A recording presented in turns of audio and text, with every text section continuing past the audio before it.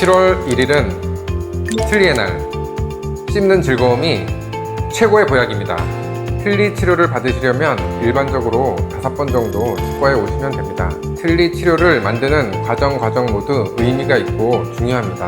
하지만 틀니를 만들었다고 처음부터 잘 쓰실 수 있는 것은 아닙니다. 틀니를 네이처럼 편하게 사용하시려면 틀니를 만든 후에도 몇 번 더 조정을 받으셔야 합니다.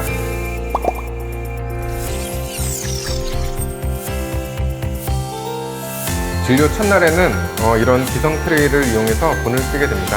사람마다 잇몸 형태가 다 다르기 때문에 나중에 정밀 인상을 떠야 되는데 첫날 뜨는 이런 본은 나중에 정밀 인상을 뜨기 위한 준비 과정입니다.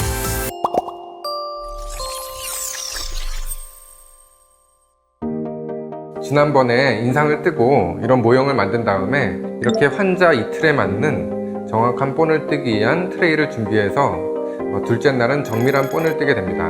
준비된 트레이를 조정을 해서 환자분의 혀, 뺨, 입술의 움직임을 고려해서 잇몸과 점막의 상태의 정밀 인상을 체득하게 됩니다.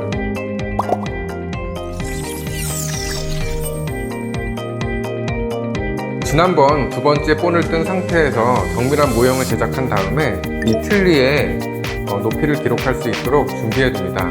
이런 왁스림을 이용해서 환자분의 발음, 기능 등을 고려해서 환자분의 적합한 높이에 맞게 환자분의 턱의 관계를 체득을 하게 됩니다. 틀니의 높이는 물론 중앙선과 치아가 들어갈 위치들에 대한 기록을 남기게 됩니다.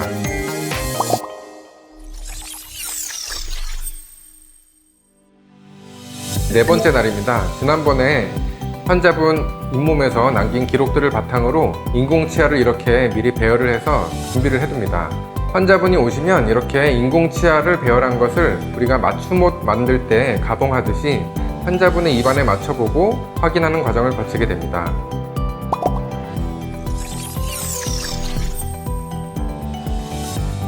지난번에 치아 배열 등 여러 가지를 우리가 확인하고 나서 심리적으로 문제가 없다면 이렇게 틀니를 만들게 됩니다. 환자분이 오시면 준비된 틀니가 잘 맞는지 그리고 높이는 괜찮은지를 확인하고 나서 틀니를 끼워 드리게 됩니다. 그 틀니를 사용할 때 주의사항에 대해서도 설명을 드리고 불편한 점이 있다면 또 조정을 해드릴 약속을 드리게 됩니다. 완전 틀니는 이런 과정을 통해서 제작이 됩니다.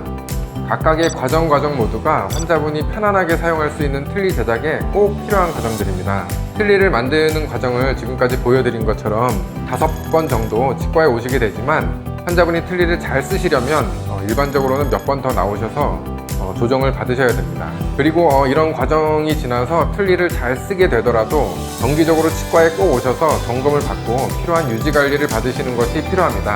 치아가 없는 상태로 지내시면 영양 섭취가 좋지 않아서 다양한 전신적인 질환이 생길 수도 있습니다.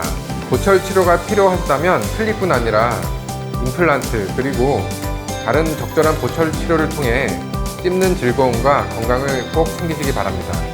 틀니의 날은 대한치과보철학회와 GSK가 함께합니다.